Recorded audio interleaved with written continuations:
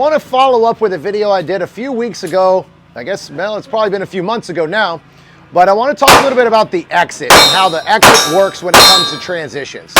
So I always talk about trigger prep. I'm a big trigger prep person, and the reason why is because of timing. So I have two rules that I always talk about in shooting. It's the sights and the trigger. Rule number one is sights. What gives you permission to shoot? It's always sights. What gives you permission to exit a target, shoot another shot, reload, move to another position is always the trigger. So I have found a physical activity that I can connect my body to that allows me to do my timing when it comes to reloads, transitions, and exits, and it allows me to be accurate and not sweep targets. I only am able to do that because I connect the sights and the trigger with an action. So the sights give me permission to shoot, which is connected to the trigger, and the trigger gives me permission to leave the target and move on. Once the gun goes bang, you can't bring it back. You're already done. The bullet's gone. If you were going to take the shot without your sights, you should have had your sights in the first place. You don't have permission. So that's kind of how it works for me in my world of shooting. Since I'm here on a bay with all steel, and it'll give you a good example of what I mean by leaving on the trigger pull every single time. So it's a little windy today. So again, I'm going to turn the camera around, so hopefully you might not see my face for a little while, and I'm going to try to give you some examples of exactly how I do things when it comes to the trigger and exiting on steel. So I have a couple of pieces of steel here, some big ones and some small ones, but you should get the idea of what I'm talking about here. So here we go.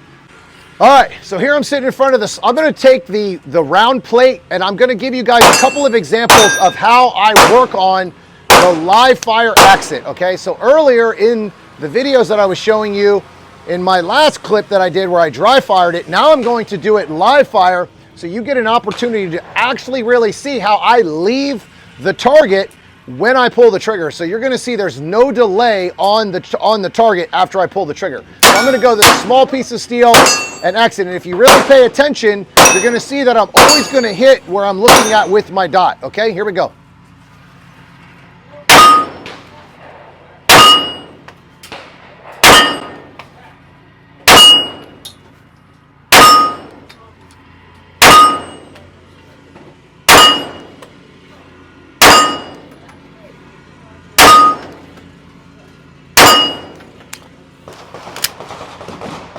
So a lot of the times, you'll see that I'm hitting the steel every single time and there's no delay on the exit. So now I'll show you what it looks like when I actually take two shots at the steel. So I will take one and then exit on the second shot, and you should see no delay on that as well. Okay, here we go.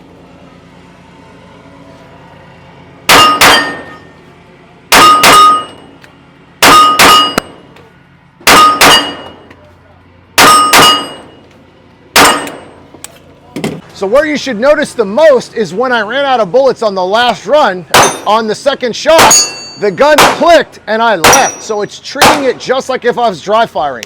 So the goal is to focus on the trigger, so when the trigger goes bang and the gun lifts, I'm already moving the gun to the next target.